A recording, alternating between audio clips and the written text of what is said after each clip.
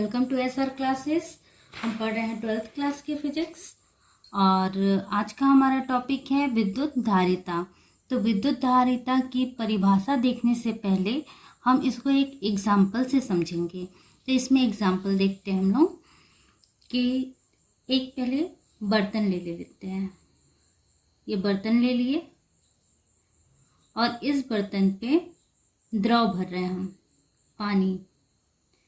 ठीक है, तो देखेंगे इसमें कि सबसे पहले पानी का तल नीचे था, लेकिन जैसे जैसे हम इसमें पानी डाल रहे हैं तो फिर पानी का तल धीरे धीरे ऊपर की ओर आ रहा है।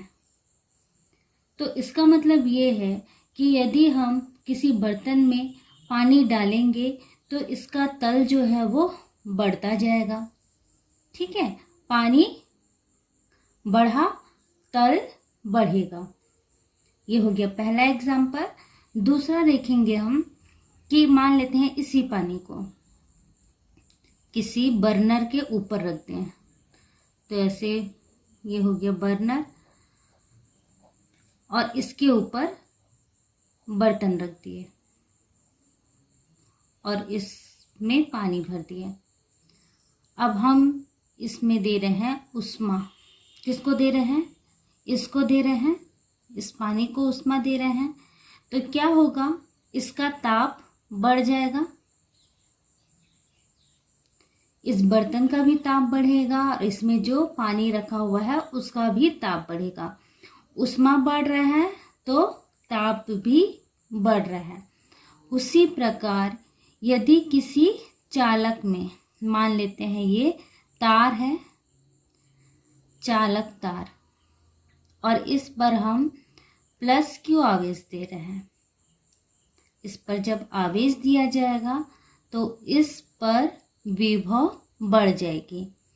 किसी तार पे जब आवेश दिया जाएगा या किसी चालक पे जब आवेश दिया जाता है तो उसमें विभव बढ़ जाता है, तो इसे कहते हैं विद्युत धारिता।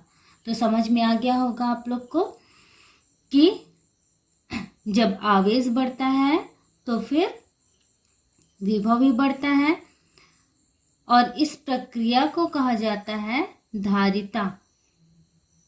तो इसकी परिभाषा हम देखेंगे। किसी चालक को दिया गया आवेश उसके विभव के वृद्धि के अनुक्रमानुपाती होता है। तो वृद्धि के अनुक्रमानुपाती होगा तो हम इसको लिख लेंगे Q अनुक्रमानुपाती V, और Q इक्वल टू अनुक्रमानुपाती को जब हम यहाँ से हटा देंगे तो C आ जाएगा इंटू V, और इस C को कहते हैं अनुपातिक नियतांक, जहाँ C अनुपातिक नियतांक है।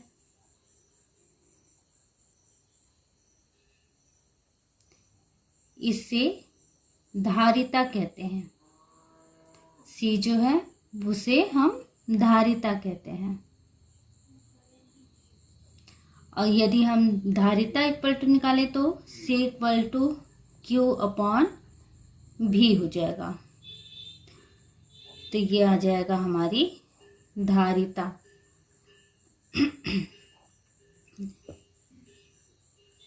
अब हम निकालेंगे इसका मात्रक। मात्रक हमेशा निकालते हैं हम SI मात्रक।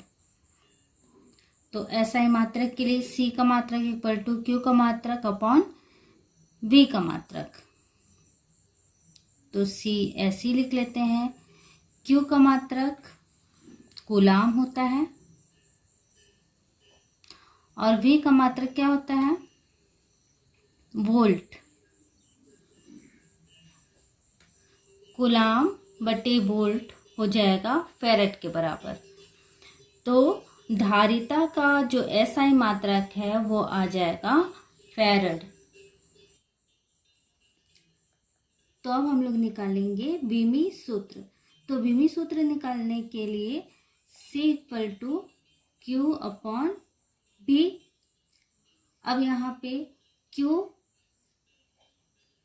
ही रहेगा और विभव का सूत्र हम जानते हैं कि W अपॉन Q होता है विभव के फॉर्मूला से। अब ये चला जाएगा ऊपर, तो Q² अपॉन W। अब यहाँ पे Q का मतलब आवेश का विमीय सूत्र लिखेंगे, उसके बाद W का मतलब कार्य का विमीय सूत्र लिखेंगे। तो लिख लीजिए, Q का होता है AT, चूंकि स्क्वायर है तो यहाँ पे हम स्क्वायर कर देंगे, और W का होता है ML² T-2। तो इसको हम ऊपर ले जाएंगे, M-1 L-2 T। ये जब ऊपर जाएगा, चूंकि यहाँ पे माइनस है, ऊपर जाएगा तो प्लस हो जाएगा, और प्लस होके इसके साथ जुड़ जाएगा तो 4 आ जाएगा ये। और हमारा यहाँ पे A है तो A² हो जाएगा। तो धारिता का विमीय सूत्र आ गया इतना, M-1 L-2 T4A2। तो आई होप कि विद्युत धारिता आप लोगों को समझ में आ गया होगा। विद्युत धारिता की हम यहाँ पे परिभाषा देखें कि इसकी परिभाषा क्या होती है। फिर Q = CV होगा, जिसको हम समीकरण 1 दिए। यहाँ पे C जो है वो विद्युत धारिता है, और C = जब निकाले तो Q/V निकल गया। SI मात्रा किसका? फैराड होता है। और विमीय सूत्र हमने निकाला M-1 L-2 T4A2। तो इस तरीके से धारिता आप लोगों को समझ में आ गया होगा। तो अब हम लोग मिलते हैं अपने नेक्स्ट वीडियो में। यदि वीडियो समझ में आ रहा है, पसंद आ रहा है, तो लाइक करें, सब्सक्राइब करें और शेयर करें।